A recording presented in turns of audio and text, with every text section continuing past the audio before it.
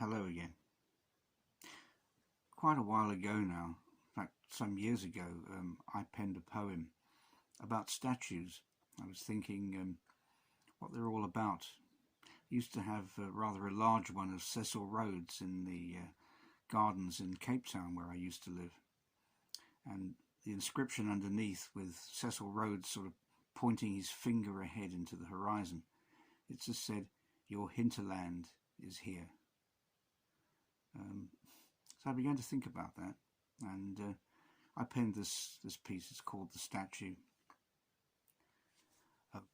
O man of lifeless metal, cast on a block of stone, you're now a seagull's perch, a rest away from home, an empty shell, a metal ghost to decorate the lawn.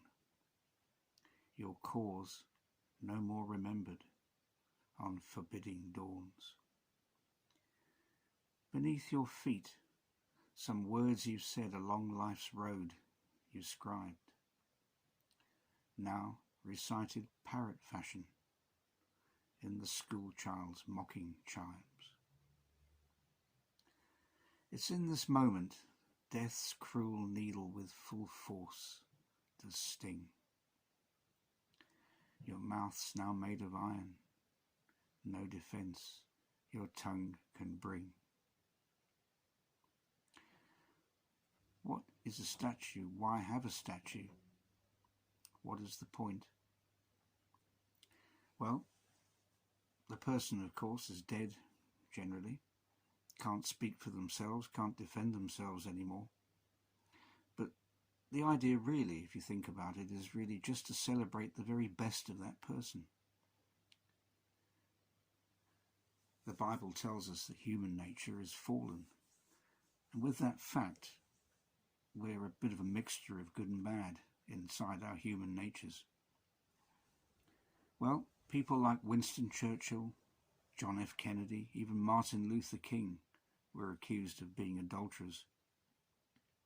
So, really, you could have a statue up to anyone, but their lives will never be perfect. There'll never be that sense that, yes, I'm looking at someone who's an absolute God, because of human nature.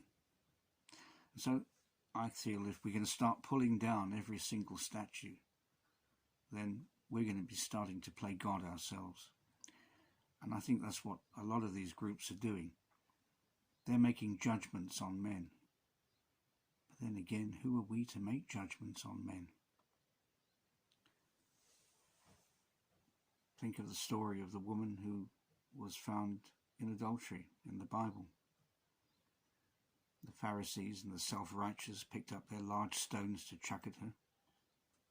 And what was Jesus' response? He who has no sin cast the first stone. Not one of us can say that we are pure enough, holy enough to be able to pull down the image of someone else, no matter who they are. The book of Hebrews, chapter 1, the first 3 verses, is quite a standard for me to look to. I'd like to just share a few words with you. Hebrews 1, 1-3. In the past, God spoke to our forefathers through the prophets at many times and in various ways. But in these last days he has spoken to us by his Son, whom he appointed heir of all things, and through whom he made the universe. This was the key verse, really, verse 3 for me. The Son is the radiance of God's glory and the exact representation of his being, sustaining all things by his powerful word. Some Bibles call it the express image of his being. Jesus isn't a statue, Jesus is alive, but he represents something in his human flesh when he came, something so incredible, so eternal, so holy, that it's beyond human understanding. And there isn't a human being on earth that can relate to that. We build statues to men, sometimes also to women, of course. And we look to the very best that they did. And we know that we're fallen human nature. And I think as Christians we need to realise that. And also realise what the Bible says somewhere in the book of Jeremiah, I think, if I can remember it offhand. That the heart of man is deceitful and beyond cure.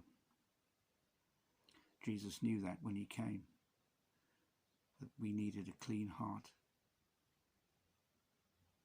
and not in judgment of others.